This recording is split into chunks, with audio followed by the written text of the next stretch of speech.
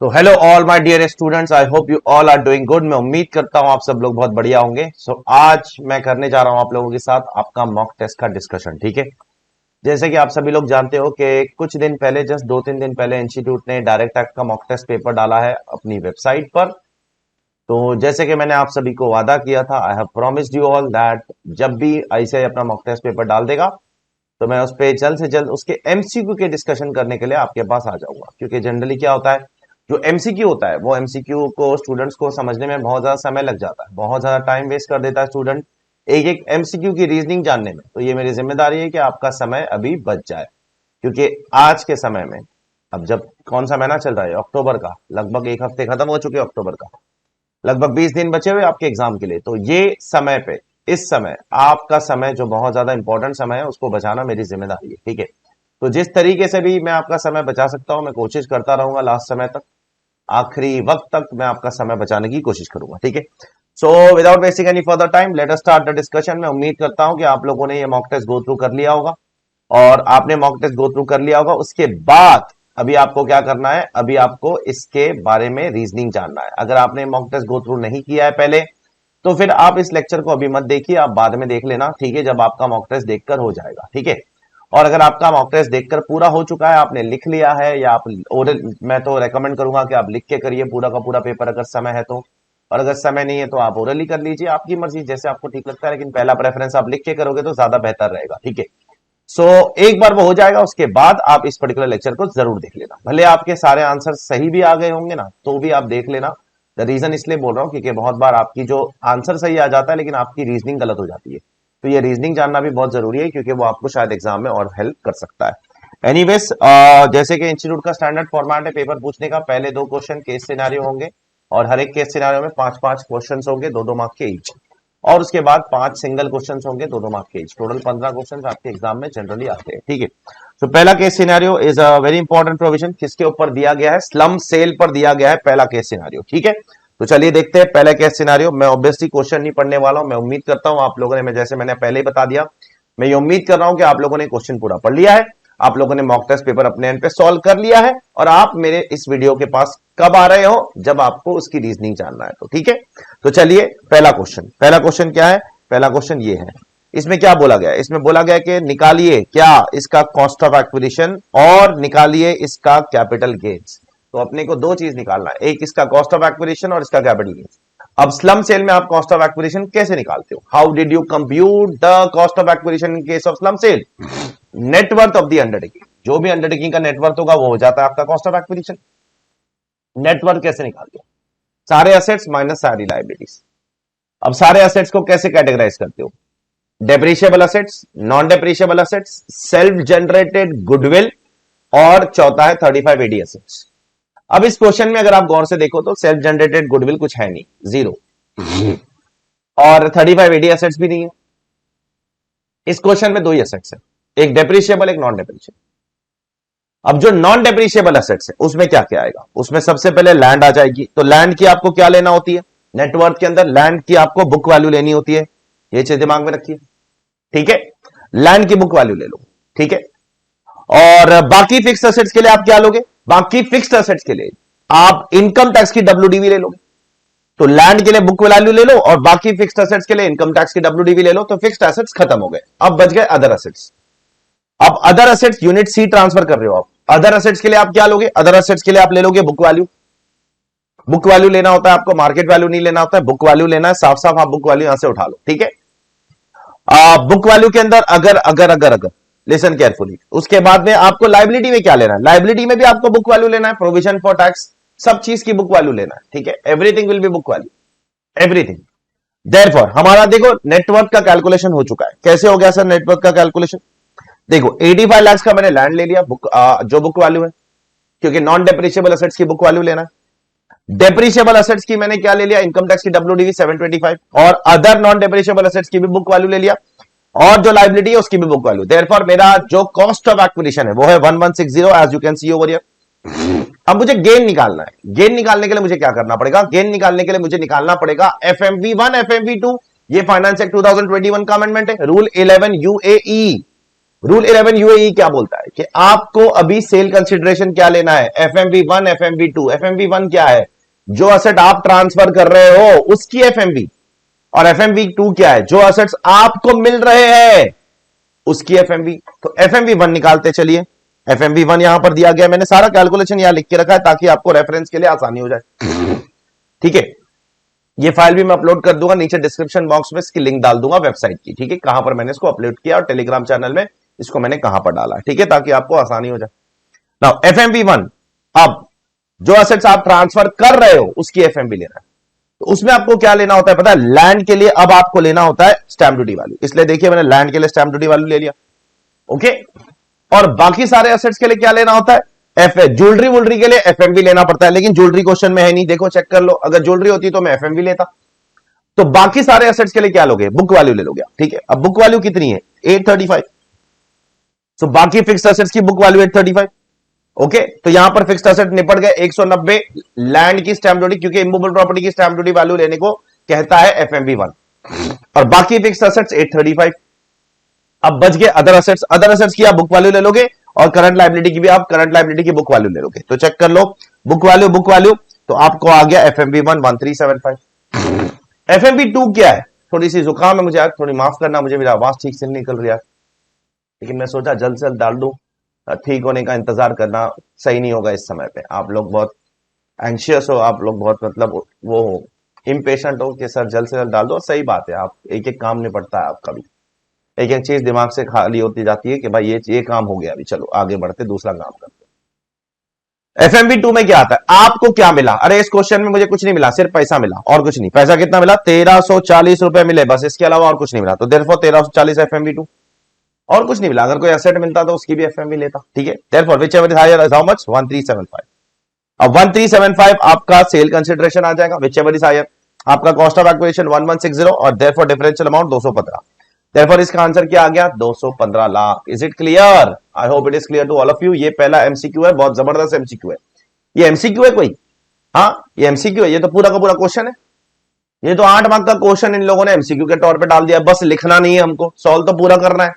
अरे इतने lengthy question अगर डालोगे तो कैसे चलेगा यार, 2 मार्क के लिए कोई इतना समय लगाएगा क्या, कम से कम 10-15 मिनट चला जाएगा स्टूडेंट का सॉल्व करते करते करते करते। बेवकूफी, इतना लंबा क्वेश्चन डालना नहीं चाहिए, सेंस नहीं बनता है कोई। आप लोग कमेंट करके बताओ आपको क्या लगता है, नीचे कमेंट करो बॉक्स में, बताइए मुझे क्या लगता है, इतना लंबा क्वेश्चन कोई सेंस बनता है, इतना लेंदी क्वेश्चन 2 मार्क के लिए कितना समय लग गया मुझे एक्सप्लेन करने में। पॉइंट नंबर 2, अब हमको टैक्स लायबिलिटी निकालना है। अब टैक्स लायबिलिटी निकालने के लिए गेन तो पता चल गया 215 lakh, 215 lakh is equal to 2,15,00,000 रुपए, गेन तो पता चल गया। अब हमको टैक्स लायबिलिटी निकालना है। ठीक है, अब टैक्स लायबिलिटी निकालने के लिए हमको क्या करना पड़ेगा, पहले पता लगाना पड़ेगा ये जो स्लम सेल है या लॉन्ग टर्म है क्या शॉर्ट टर्म है। देखो आप बेच कभी रहे हो, अप्रैल 2021 में। आपने ये यूनिट सेटअप कब किया था, फरवरी 2020 में। तो अगर आप 36 महीने के बाद बेचते हो, 36 मंथ के बाद बेचते हो, तो वो लॉन्ग टर्म होता है। अब आप 36 मंथ के बाद नहीं बेच रहे हो, 36 मंथ के पहले बेच रहे हो, तो ये क्या हो जाएगा, ये हो जाएगा short term. Is it clear. और अगर ये शॉर्ट टर्म है तो इस पे शॉर्ट टर्म के हिसाब से कैपिटल गेन्स लगेगा। शॉर्ट टर्म कैपिटल गेन्स 2,15,00,000 पे what is the tax rate for short term capital gains, normal rate. और इस कंपनी का नॉर्मल रेट क्या होगा, देखो क्वेश्चन के अंदर दिया गया, इस कंपनी के पिछले साल का टर्नओवर 14,55,00,000 था, 14,55,00,000, 1455 इज 14.5 करोड़, 14.55 करोड़। तो इसका पिछले साल का टर्नओवर 400 करोड़ से कम है, तो इसका नॉर्मल टैक्स रेट 30% नहीं होगा, सिर्फ 25% होगा। Is it clear to all of you. Therefore यहां पर इसका जो गेन है एसटीसीजी है, एसटीसीजी क्यों है मैंने आपको बता दिया, उस पर 25% टैक्स प्लस गेन, क्योंकि 1 करोड़ से 10 करोड़ के बीच में इनकम है तो 7% सरचार्ज लगेगा, 4% सेस लगेगा। आंसर आ जाएगा 59,81,300। आई होप एवरीवन इज क्लियर। ठीक है, मैंने सबका रीजनिंग दे दिया आपको। गेन शॉर्ट टर्म क्यों है बता दिया, क्योंकि 36 महीने के पहले बेच लो। 25% टैक्स रेट क्यों बता दिया, पिछले साल का टर्नओवर कितना है, 400 करोड़ से कम है। और सरचार्ज क्यों लगा रहा हूं, क्योंकि 1 करोड़ से 10 करोड़ के बीच की इनकम है। I hope it is clear to all of you. ठीक है ना, क्वेश्चन नंबर 3 पढ़ते हैं। Unit C was setup on April 1st if अगर मगर की बातें चल रही है, if unit C was setup on April 2009 instead of Feb 2020, तो क्या हो जाता, तो लॉन्ग टर्म हो जाता। और क्या, ठीक है, तो लॉन्ग टर्म हो जाता। एक और इफ बोला है, and if the sale consideration was 3,500, तो अगर सेल कंसिडरेशन 3500 होता तो FMV2 3500 हो जाता, और अगर FMV2 3500 होता तो विच एवर इज हायर 3500 आता, फिर FMV1 हायर नहीं आता, FMV2 हायर हो जाता। तो यहां पर दो बदलाव करने के लिए बोल रहा है क्वेश्चन में। सबसे पहले तो बोल रहा है कि अगर 2009 में यूनिट सेटअप होती तो सबसे पहले तो गेन लॉन्ग टर्म हो जाता। दूसरी चीज, अगर FMV2 के अंदर जो आप सेल कंसिडरेशन ले रहे हो वो अगर 3500 होता तो फिर FMV2 ज्यादा आती, तो फिर उस हिसाब से आपको कैपिटल गेन्स कैसे आता, 3500 माइनस 1160, क्योंकि कॉस्ट तो सेम ही रहेगा।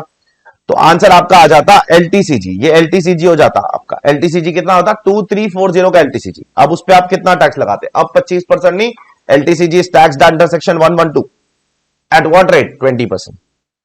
अब अगर आपका 20% टैक्स है तो सरचार्ज भी 12% लग जाता। क्यों, क्योंकि अब आप 2340 लाख कमा रहे हो। 2340 lakh is 23 crore, 23 crore which is more than 10 crore.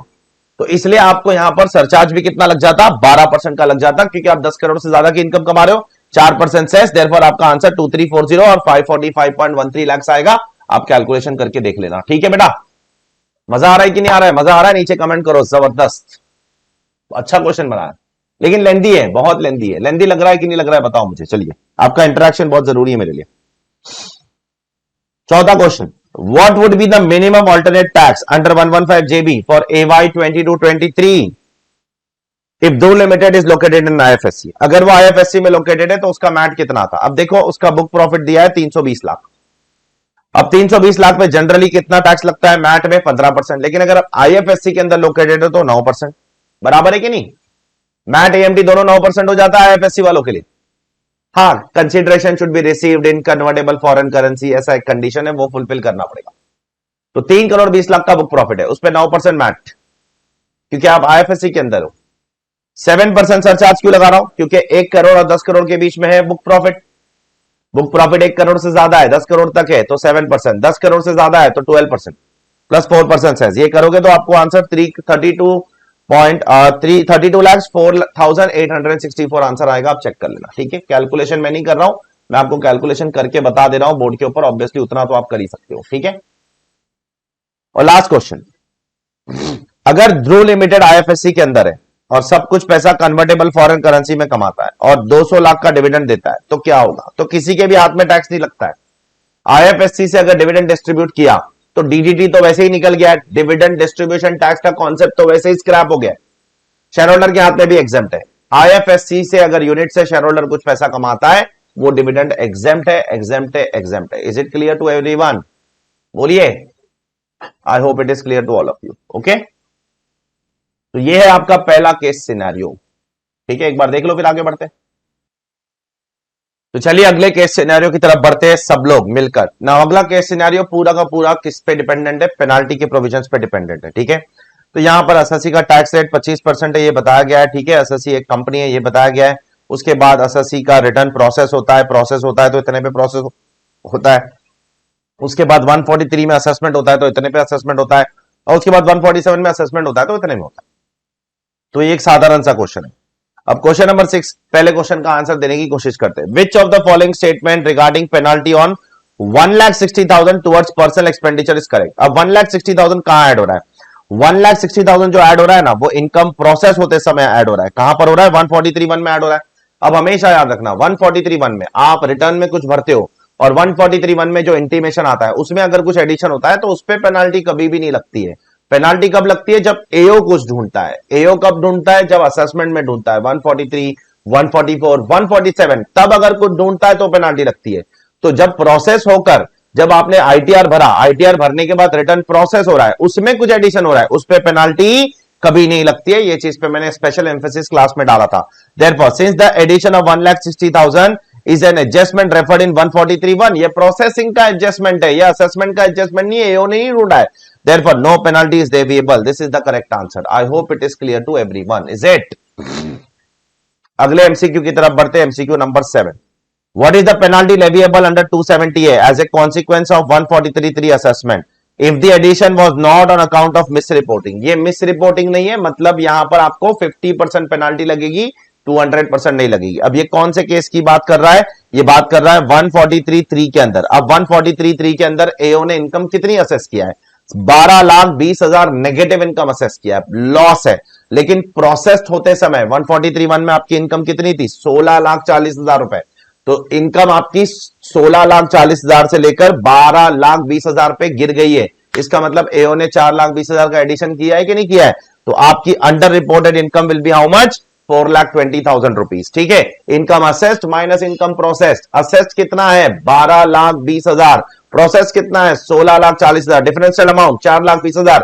Under reported income. अब याद रखना एक प्रोविजन पेनाल्टी का 270A में, जब आपका लॉस घट जाता है या लॉस घट के इनकम बन जाता है, दोनों केस में लॉस घट जाता है या लॉस घट के इनकम बन जाता है, दोनों केस में आपको डायरेक्टली टैक्स निकालना है। आपको जो भी डिफरेंशियल अमाउंट आता है that is deemed to be under reported income. तो अब आपको 4,20,000 पे डायरेक्ट टैक्स निकालना है। 4,20,000 पे डायरेक्ट टैक्स कितना आ जाएगा? 25% टैक्स क्वेश्चन में दिया है, 25% प्लस 4% सेस, क्योंकि 4,20,000 पे थोड़ी सरचार्ज लगेगा। 4,20,000 प्लस 25% टैक्स प्लस 4% सेस, आपको 1,09,200 रुपीज का टैक्स आएगा। पेनाल्टी अंडर रिपोर्टिंग है, मिस रिपोर्टिंग नहीं है, तो उसका 50% आपको टैक्स पेनाल्टी लग जाएगी। And therefore the answer to this question is 54,600। I hope everyone is crystal clear with this. If you are clear please write down in the comment box, please, इतना तो कर ही सकते हो आप। ठीक है, now question number 8। Question number 8 क्या बोलता है? जब 147 में ऑर्डर पास हुआ तब कितनी पेनाल्टी लगेगी? और बोल रहा है कि अब मिस रिपोर्टिंग है। मिस रिपोर्टिंग है मतलब 200% लेना है आपको, और क्या? मिस रिपोर्टिंग का मतलब क्या हो गया? 200% लेना है आपको। तो अब आप किससे कंपेयर करोगे? इनकम जो असेस हुई है 147 में 2,20,000 माइनस प्रीवियसली असेस्ड। प्रीवियसली किस में असेस हुई थी? 143(3) में असेस हुई थी। 143 सबसेक्शन 3 में जो प्रीवियसली असेस हुई थी उस इनकम से आप क्या करोगे? उसको कंपेयर करोगे। ठीक है, तो प्रीवियसली असेस नेगेटिव थी, अब पॉजिटिव है। तो अब डिफरेंशियल अमाउंट कितना आ जाएगा? डिफरेंशियल अमाउंट आ जाएगा 14,40,000 रुपए। ठीक है, यस और नो? 2,20,000 माइनस ऑफ माइनस 12,20,000, 14,40,000 14,40,000, उस पर टैक्स निकालो। उस पर टैक्स आपको आ जाएगा 374,400। टैक्स कैसे निकालोगे? 25% टैक्स और 4% सेस, तो 374,400 आपका टैक्स हो गया। अब आपको इस पर 200% पेनाल्टी लगानी है। क्यों? क्योंकि यहां पर आपका मिस रिपोर्टिंग का केस है, क्वेश्चन बता रहा है। तो आपके आंसर आ जाएगा 748,800। I hope it is clear to everyone. Is it? Is it?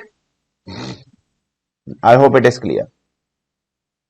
Now अगले क्वेश्चन के अंदर बोल रहा है कि assuming that the additions made in 147 are not on account of mis reporting. अच्छा, मिस रिपोर्टिंग नहीं है, वो अंडर रिपोर्टिंग है। हाँ, but only on account of under reporting. M seeks to claim immunity from imposition of penalty under 278 and initiation of proceeding under 276 of the act by filing an application in this regard before the AO. तो अभी आपको पता होगा कि assessee 270AA के अंदर application file कर सकता है, 270AA के अंदर, लेकिन उसके कंडीशन क्या है पता है? आपका असेसमेंट 143 या 147 में हुआ होना चाहिए, प्लस आपको नोटिस ऑफ डिमांड में जितना समय बोला गया है उसके अंदर आपको टैक्स भर देना है, इंटरेस्ट भर देना है, और आपको अपील नहीं करना है। तो आपकी पेनाल्टी और प्रोसिक्यूशन क्या हो सकती है? इम्यूनिटी मिल सकती है, वेव हो सकती है। तो आपको क्या करना है? आपको टैक्स भर देना है, इंटरेस्ट भर देना है। कितने समय के अंदर? जितना समय नोटिस ऑफ डिमांड के अंदर लिखा गया है। नोटिस ऑफ डिमांड के अंदर कितना समय लिखा जाता है? 30 डेज। 30 डेज में आपको टैक्स इंटरेस्ट भर देना है और आपको अपील फाइल नहीं करना है। देयरफॉर इस क्वेश्चन का करेक्ट आंसर क्या है? Correct answer is point number 1 and point number 4, because ये दो चीज ही करना है आपको। कौन से सेक्शन के अंदर? 270AA के अंदर।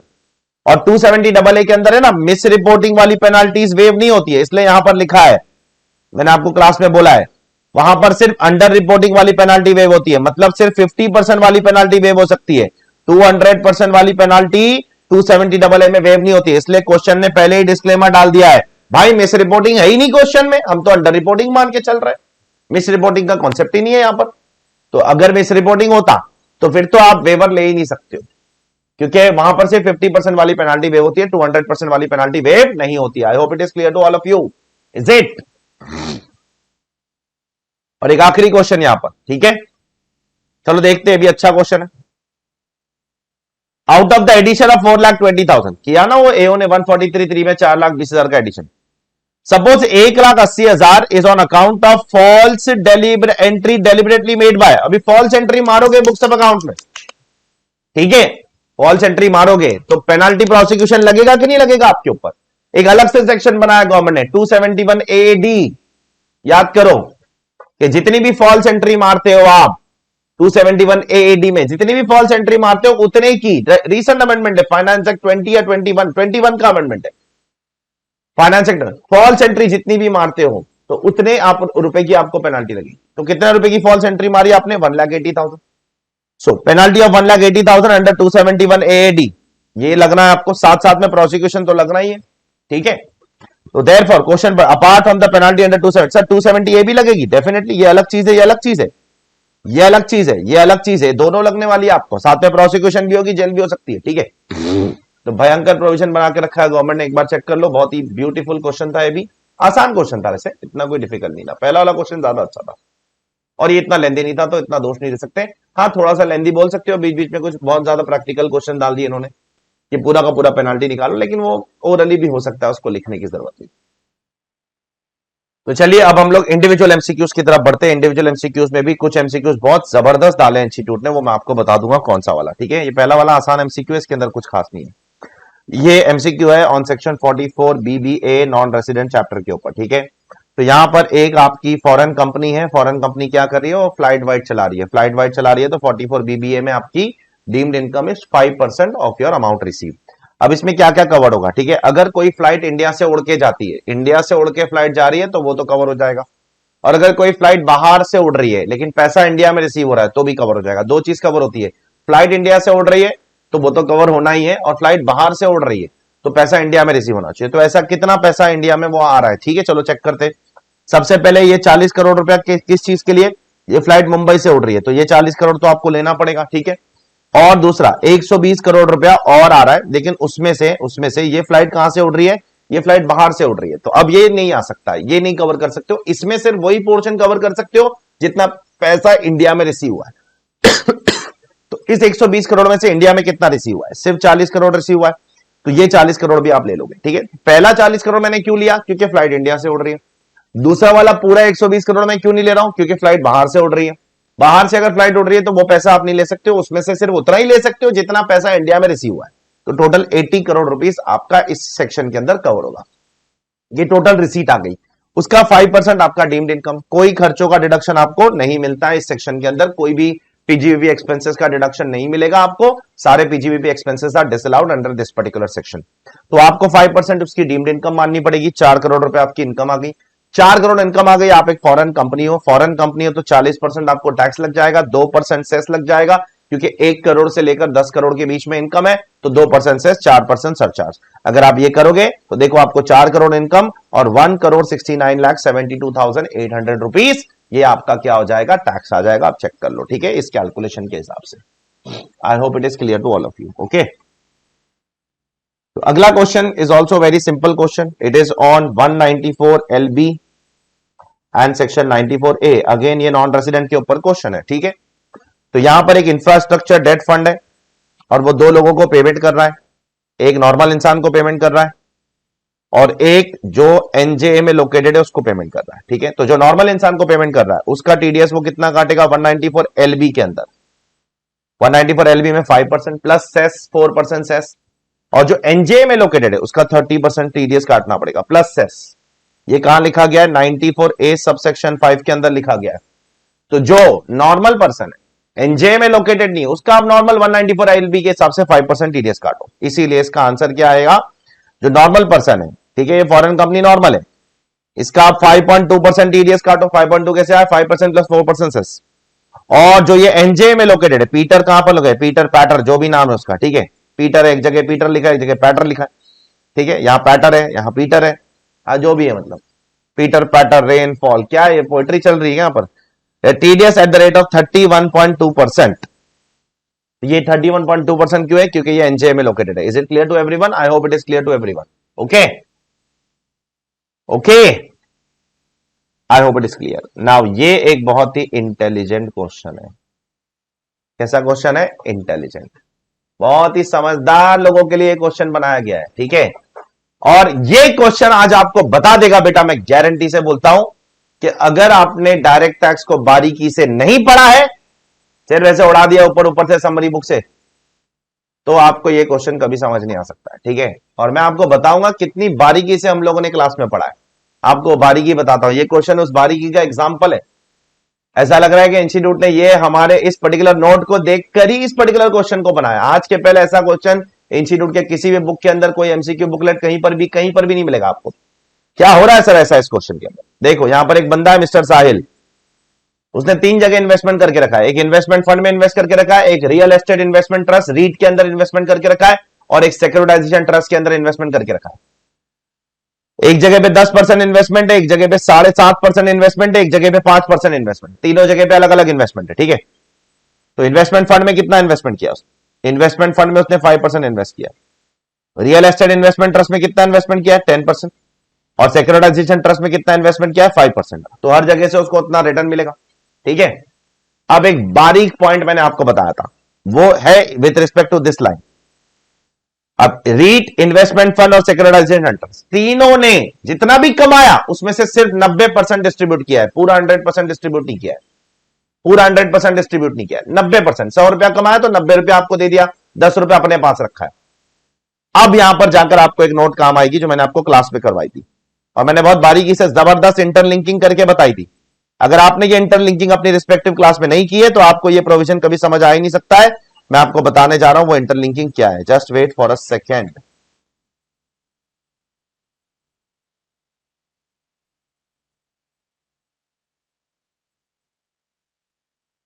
ये देखो, ये हमारा चैप्टर है। ठीक है, ये हमारा बिजनेस ट्रस्ट का चैप्टर है इन आर बुक, और यहां पर मैंने ये इंटरलिंकिंग कराई थी। इस इंटरलिंकिंग में मैंने बोला था कि इन्वेस्टमेंट फंड और सिक्योरिटाइजेशन ट्रस्ट कहां कहां, सुन लो बराबर से बातें मेरी, बाद में नोट भी पढ़ लेना। अगर आपने पढ़ा नहीं है तो इसका फोटो लेके रख लेना, अगर आपके पास मेरी बुक नहीं है तो। इन्वेस्टमेंट फंड और सिक्योरिटाइजेशन ट्रस्ट, बिजनेस ट्रस्ट को छोड़ दो, छोड़ दो उसको। इन्वेस्टमेंट फंड और सिक्योरिटाइजेशन ट्रस्ट, ये दोनों के अंदर जितना भी पैसा वो एंटिटी कमा रही है ना, भले वो डिस्ट्रीब्यूट करे या ना करे, वो पूरा आपकी डीम्ड टू बी इनकम है। मतलब इन्वेस्टमेंट फंड और सिक्योरिटाइजेशन ट्रस्ट में अगर मैं 100 रुपया कमा रहा हूं और मैं 90 डिस्ट्रीब्यूट कर रहा हूं, तो भी आपके हाथ में, इन्वेस्टर के हाथ में 100 रुपया टैक्सेबल है। लेकिन बिजनेस ट्रस्ट में ऐसा नहीं होता। बिजनेस ट्रस्ट में अगर मैं 100 रुपया कमा रहा हूं और 90 रुपया दे रहा हूं, तो आपके हाथ में 90 रुपया ही टैक्स होगा, जो दिया नहीं है वो टैक्स नहीं हो सकता है। मतलब इन्वेस्टमेंट फंड और सिक्योरिटाइजेशन ट्रस्ट के अंदर आपके हाथ में इनकम अक्रूवल बेसिस पर टैक्स हो जा रही है, और बिजनेस ट्रस्ट के अंदर आपके हाथ में इनकम रिसीट बेसिस पे टैक्स होती है।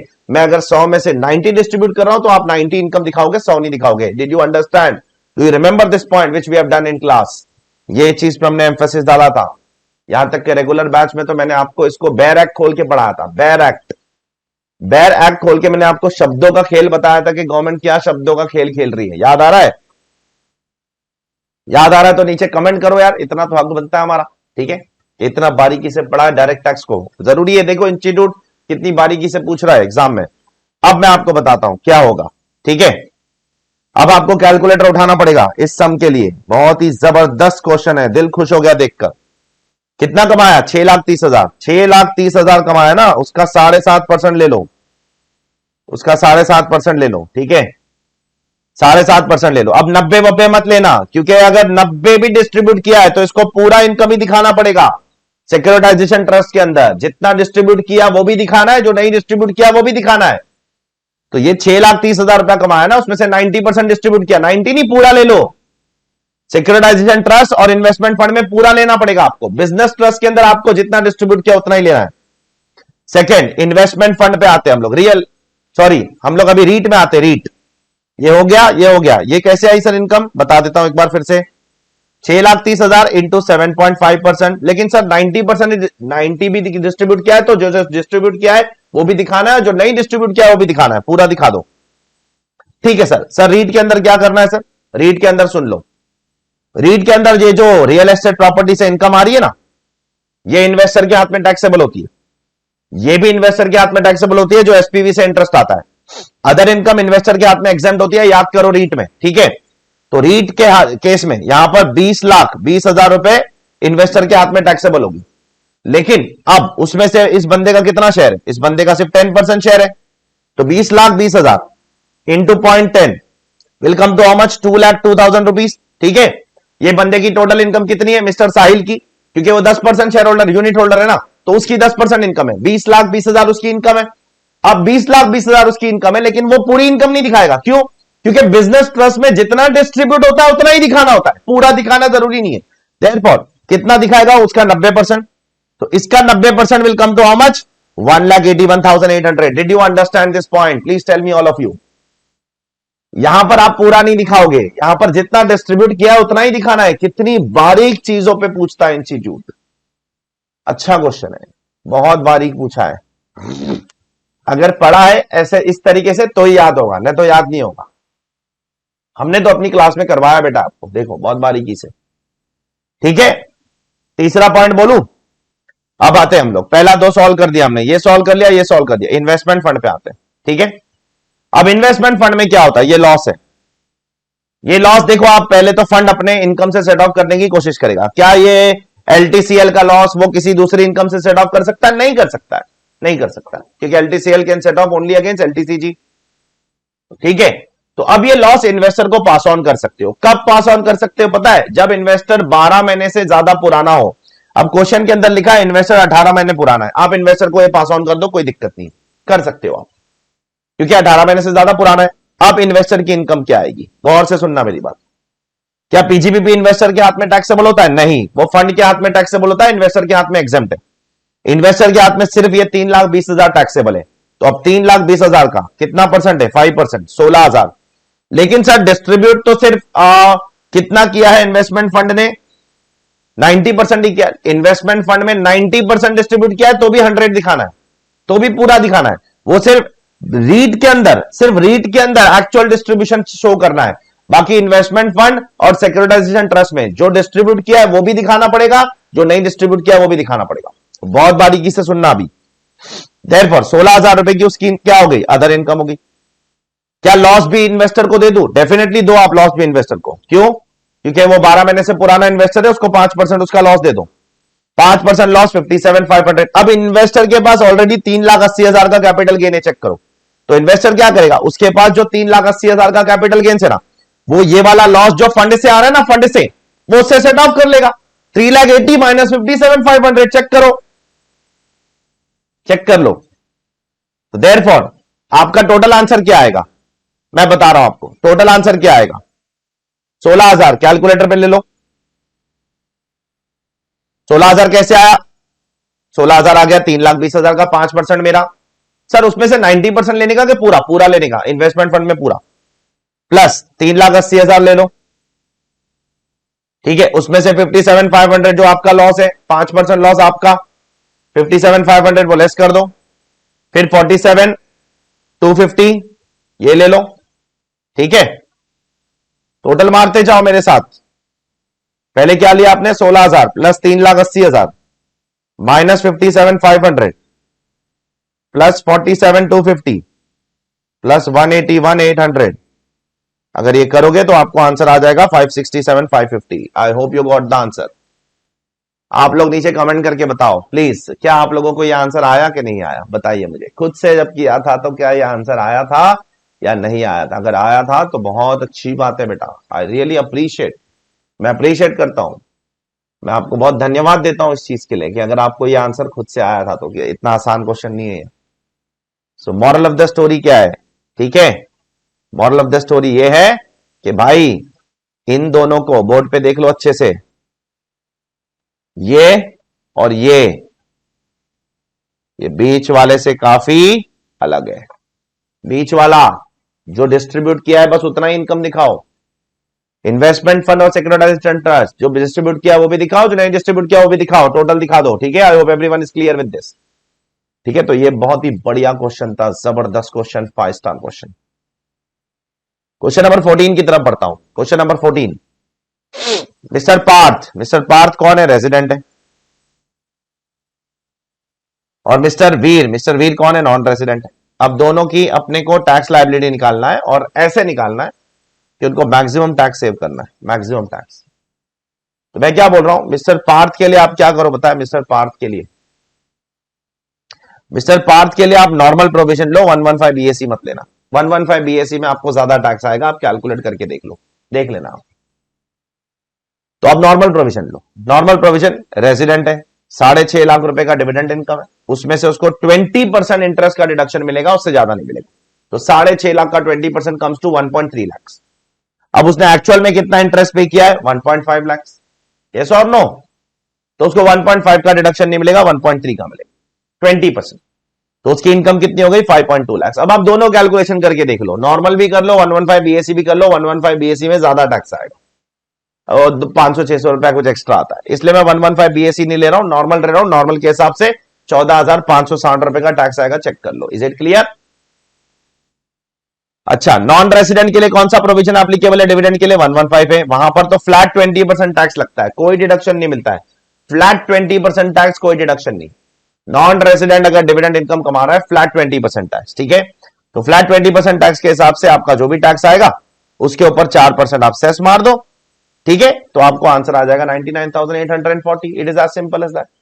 तो इस क्वेश्चन में कैच क्या है? आपको रेजिडेंट के लिए नॉर्मल प्रोविजन फॉलो करना है, 115 बीएससी नहीं। 115 बीएससी में एक्स्ट्रा टैक्स चला जाता है, आप कैलकुलेशन करके चेक कर सकते हो, ठीक है। And last but not least, ये तो बहुत ही मामूली सा क्वेश्चन है, ऐसे तो बहुत सारे क्वेश्चन हमने पहले भी कर लिए। मिस्टर सुभाष कहीं घूमने जा रहे हैं बाहर, तो हॉलीडे पैकेज के लिए जा रहे हैं, तो क्या टीसीएस लगेगा इस पर? यस। कितना? 5%। तो 7 लाख का एग्जेम्पशन नहीं मिलता है? नहीं, ओवरसीज टूर पैकेज प्रोग्राम में 7 लाख का एग्जेम्पशन नहीं मिलता है, उसमें नहीं मिलता है। उसमें जितना भी पैसा दे रहे हो डायरेक्टली उस पर 5% टीसीएस कलेक्ट होगा। अच्छा, दूसरा, वो उसने एक बैंक ऑफ इंडिया से लोन लिया है अपने बच्चे के हायर एजुकेशन के लिए, फॉरेन यूनिवर्सिटी। यस, इस पे रिलैक्सेशन है। पहले तो आपको 7 लाख का एग्जेम्पशन मिलेगा, ठीक है, और जो बैलेंस है 5 लाख, उस पे आपको 0.05% का टीसीएस लगेगा। यहां पर 5% नहीं लगता है, तो चेक कर लो। ये बहुत ही साधारण सा और मामूली सा क्वेश्चन था, इसमें कुछ खास नहीं था। तो ये है आपका आईसीएआई का mock test paper series number 1। I hope you all have enjoyed the series. आई होप आप लोगों के जो भी डाउट्स होंगे वो सारे के सारे सॉल्व हो गए होंगे इस सीरीज के अंदर। और मैं उम्मीद करता हूं कि अगर आपको कुछ भी समय बचा है तो ये मेरे लिए बहुत अच्छी बात है, ठीक है आपका। क्योंकि बहुत सारे स्टूडेंट्स, जब से मॉक टेस्ट आया, बहुत सारे स्टूडेंट्स मुझे रिक्वेस्ट कर रहे हैं, टेलीग्राम पे मैसेज भेज रहे हैं, बहुत से लोग मुझे यूट्यूब पे कमेंट कर रहे हैं कि सर प्लीज इसके ऊपर एक वीडियो बना। तो मैंने उनको वादा किया कि यस बेटा, मैं थोड़ा बाहर हूं, मैं 1-2 दिन में इस पे वीडियो बना देता हूं, ठीक है, मैं जल्द से जल्द इस पे बना दूंगा। तो मैंने आज सुबह ही मॉक टेस्ट पेपर ओपन किया, आधा घंटा गो थ्रू किया जरा, और जैसे ही गो थ्रू किया मैंने सोचा कि चलो इसमें कुछ खास इतना है नहीं, तो मैं इसके ऊपर वीडियो फटाक से बना देता हूं, ज्यादा समय बर्बाद करे बगैर, ठीक है। नाउ कुछ चीजें आप लोगों को बोलना चाहता हूं। मॉक टेस्ट 2 भी आएगा, मैं उसकी भी कोशिश करूंगा जल्द से जल्द उसका वीडियो बना के आप लोगों के लिए डालने की, ठीक है। जैसे आ जाएगा मैं कोशिश करूंगा कि मैं 1-2 दिन के अंदर वो भी डाल दूंगा, डोंट वरी अबाउट इट। मेरा कुछ चीजें आप लोगों से कहना है कि बस अपनी पढ़ाई पे ध्यान दीजिए बेटा, और पूरी कोशिश करिए कि भाई कुछ भी करके अभी आखिरी के जो 20 दिन बचे हुए, आज 11 तारीख है लगभग, आखिर के जो 20 दिन बचे हुए उसमें पूरी ताकत लगा दो, ठीक है। ये आखिरी का जो लैब होता है बहुत ज्यादा क्रिटिकल होता है, बहुत ज्यादा इंपॉर्टेंट होता है। आपने कितनी भी मेहनत की है पिछले 1 साल, 1.5 साल, 2 साल में, आपने जो भी किया है वो कुछ मायने नहीं रखेगा अगर आप आखिर में थोड़े से क्या हो जाओगे, लेथार्जिक हो जाओगे, थोड़े से आलसी हो जाओगे। तो बहुत सारे लोग क्या होता है आखिर में जाकर ना डर जाते हैं, मतलब अभी एग्जाम का एक डर, एक भय आ जाता है अंदर के, यार एग्जाम आने वाला है। डरो मत, डरने से कुछ नहीं होता है सीए में, डरना नहीं चाहिए आपको एकदम हिम्मत से काम करना चाहिए, एकदम डट के काम करना चाहिए, अपनी मेहनत करते रहो, डिसिप्लिन करते रहो, डेडिकेशन दिखाते रहो, ठीक है। सो बस इतना ही बोलना चाहता हूँ, बहुत ज्यादा मैं आपका लंबा स्ट्रेच नहीं करना चाहता हूँ सेशन को, क्योंकि आपका समय ज्यादा इंपॉर्टेंट है, मेरा समय इतना इंपॉर्टेंट नहीं है। कोई मोटिवेशनल स्पीच नहीं दे रहा हूं मैं यहाँ पर आपको, ठीक है। और मैं मानता भी नहीं हूं कि मैं बहुत बड़ा कोई मोटिवेटर हूं, ठीक है। मैं बस आपका एक टीचर हूं जो आपको पूरी ईमानदारी से पढ़ाने की कोशिश करता हूं, बस उसके अलावा मेरा और कोई काम नहीं है, ठीक है।